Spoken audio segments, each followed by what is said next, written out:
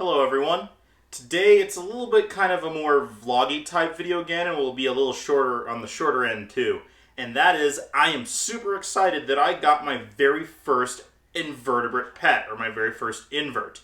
So, without further ado, she doesn't have a name, but this is our gold desert millipede, or Orthoporus ornatus, or ornatus, or whatever it is.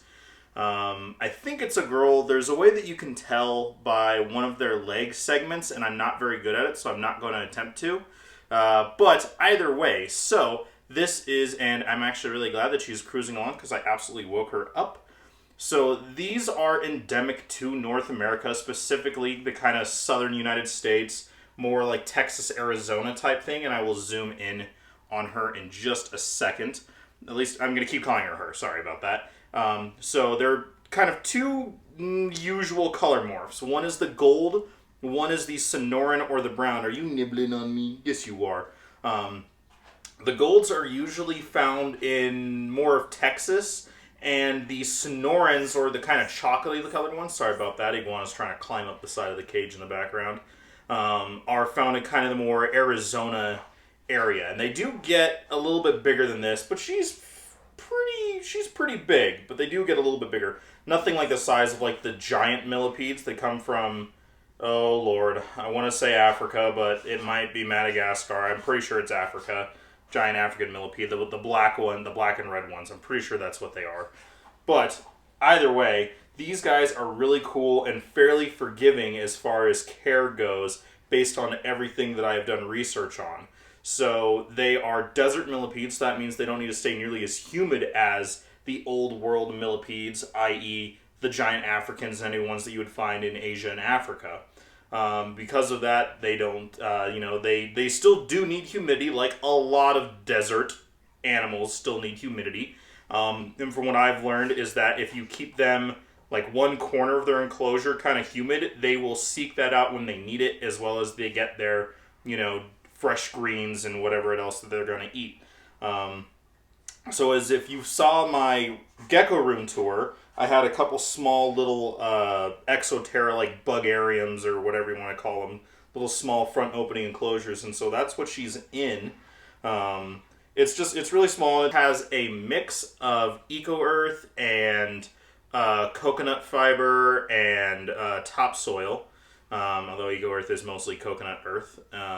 And it has calcium powder mixed in with it, as well as it has some leaves from Josh's frogs and from the bio dude, who that they will also munch on that, but it also helps to give them cover. There's a little piece of bark in there that she will climb under, although she really doesn't hide much. She mostly, she'll still curl up and sleep on the in like a little ball, like usually right next to her food dish, but she doesn't really hide a whole lot.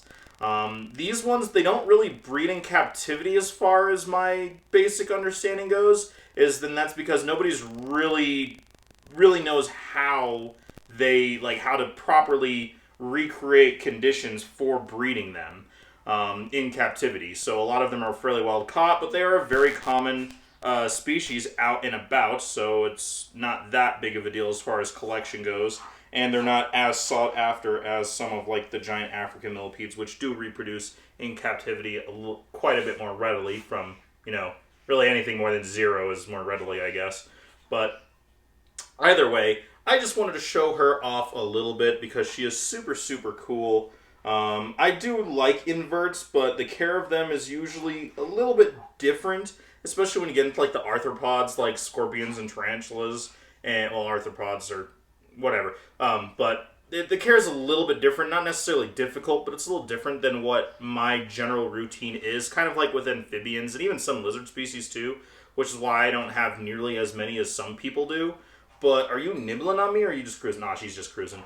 Oh, there she goes. She's secreting on me. So they have a little defense mechanism now that she did that, which is a deterrent for predation. So if I were to put her in my mouth, if I was a predator and try to eat her, that secretion would not taste very good and would theoretically deter me from wanting to actually eat her and spit her out, because they are fairly hard-bodied with these nice kind of hard shells, and they curl up in a ball too to kind of hide their sensitive bits. Oh, there she goes. There she is. She's chewing on me a little bit as she's cruising around with her little antenna going, which is so cute. But anyway, just wanted to show her off a little bit. Once again, very first invertebrate pet. The more I'm going to be learning along with her, and I'll keep you guys updated as time progresses, and I may even pick up, there were 2 other ones at the shop where I got her, and so maybe I'll get her a buddy or 2. We'll see, but hopefully you enjoyed this video. You got to see a different kind of pet here at Jay-Z's Reptiles. I think it's really cool. I kind of like the creepy crawlies. I just don't really have a whole lot of them, as this is my first actual pet. So, if you would like to see anything, please let me know. Email jzsreptiles@gmail.com. Comments, criticisms, any of that good stuff down below. Check out us on Facebook, Instagram, the podcast. Keep Calm It's Just a Snake Podcast, and we'll check you next time.